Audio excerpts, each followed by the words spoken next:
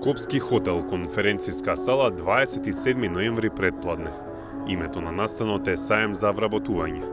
Стотици македонски државјани се тука за да слушнат што кадари треба на една од државите, која во исто време како и земјава ја напушти Југославија – Словенија. Вратите се отворија. Граѓаните побрзаа да прашаат што се бара и што се нуди. А внатре, представници на Државниот завод за вработување на Словенија ги упатуваа граѓаните кон штандовите на фирмите што бараат работници или директно кај нивните колеги за да се информираат за условите за работа во оваа земја членка на Европската унија. Словенечките фирми се чини внимавале на секој детаљ што може да привлече кадар. Штандовите беа преполни со сладки, а на секој леток беа објаснети потребите на фирмите и на македонски и на албански јазик. Околу 12 часот, во другиот дел од салата, пред публиката се обрати Анка Роде, шеф на оделот за вработување странци во Словенија. Гледе на тренутно ситуацијо, сај данес буду делове се поискали вас. И во први фази морате уложити влого за еднотно доволјение за запослител и дело и за бивање на пристојни управни единици. По 30-минутната презентација на Роде пристигна и словенечкиот амбасадор Грегор Прескер. Со своето присуство му даде специфична тежина на настанот. Веќе следниот ден караванот за вработување се пресели во Прилеп. Таму настанот не беше толку гламурозен. Се одржа во мала просторија во Центарот за култура Марко Цепенков. За разлика од Скопје, во Прилеп немаше голем интерес за саемот, барем не во утринските часови. Па, уште не сум одлучен. Јас уште тука учам, завршам школа. Али ќе видиме за натака. Ако најдеш добри работодавци, значи се е окей. Значи се е окей, сум бил и Германија, али на црно сум работел. Прв пат, например, е вака со документи, да видиме, мислам дека е подобро. Но не им се допадна понудата на сите. Не, Македонија, наша. Значи не сте задоволни? Не сте задоволни воопшто, за таа плата, за ова, не сте задоволни. Но како што се ближеше крајот на работното време, така салата во Центарот Марко Цепенков се полнеше. Околу 15 или 16 часот, се повеќе млади, но и повозрасни лица седнуваа од столче на столче, слушајќи ги презентациите од работодавците кои се обидуваа да ги најдат работниците што им се потребни. Како и во Скопје, така и тука, саемот заврши во 17 часот, а наредниот ден продолжи на финалната дестинација Битола. Значи, странска земја со поддршка на нивната амбасада и директно учество на нивната агенција за вработување слободно врбуваат кадар низ земјава. Си го поставивме прашањето, дали е тоа во ред? Според обраќањето на Анка Роде во Скопје, ваквите саеми се практично билатерална соработка меѓу словенечкиот и македонскиот завод за вработување. Односно, двете институции подпишале договор за соработка и партнерство, пошто започнале да ги организираат овие саеми. Добивката за Словенија од ваквиот договор е јасен, но каква е добивката за земјава? Се обидовме да дознаеме од домашната агенција за вработување.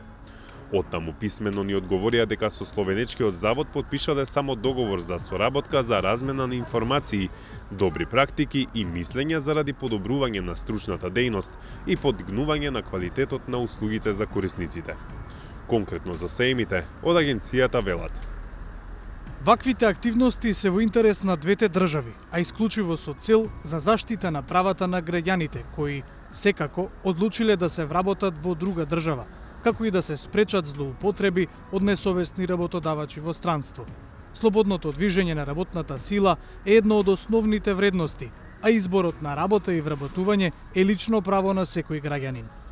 Но слободата на движење на работната сила логично треба да функционира во двете насоки, па прашавме и дали нашата земја ќе организира саеми за вработување во Словенија како своевиден реципроцитет.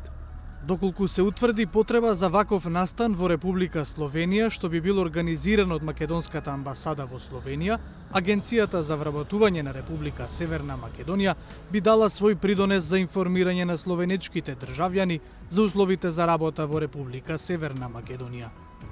Преведено, додека Словенија регрутира македонски работници, Македонија за сега не гледа причина да го искористи договорот за да регрутира словенечки работници, ако воопшто е реално такво нешто.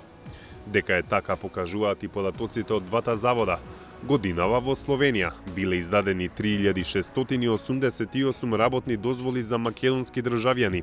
Во земјава пак, во последниве 6 месеци се издадени позитивни мислења за вработување на само 17 државјани од Словенија. Како организирањето на вакви саеми се одразува врз работната сила во земјава и дали оваа политика на странска земја е праведна, го прашавме првиот човек на Сојузот на стопански комори на Македонија Трајан Ангеловски. И тој не гледа ништо спорно, кога веќе земјава одбрала слободен пазар на трудот. Биле конкретните настани или не, денеска, знаете, живееме во дигитална ера, можете со онлайн огласи, без онлайн огласи или било како да ги анимирате потенцијалните кандидати и веќе и за производи и за услуги работењето преку граница, мислам дека ќе ни стане една сосем нормална појава. Но додава Ангеловски, обврска на Агенцијата за вработување како државен орган е да се ангажира за задржување на граѓаните во земјава, како и да отвора пазар на можности за странски државјани, по примерот на Словенија.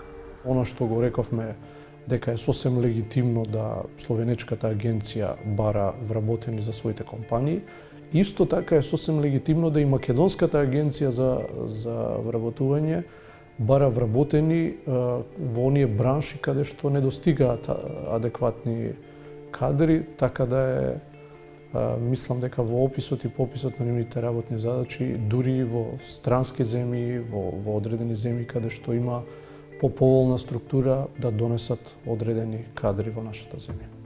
Во Европа речи си да не постои посиромашна држава од Македонија. Според тоа, недостигот на работници кои се повидлив во одредени сектори, како градежништвото, може да се пополнува само со кадар од неразвиените делови на Азија или Африка. За сеемите со кои среде Скопје, Прилеп и Битола се привлекуваат домашни работници во Словенија, се обидовме да поразговараме и со амбасадорот на Словенија во земјава, Грегор Прескер. Тој не најде време за интервју. На истава тема сакавме да прашаме и во Министерството за надворешни работи, и тие ни одговорија дека нема да можат да дадат изјава за ова.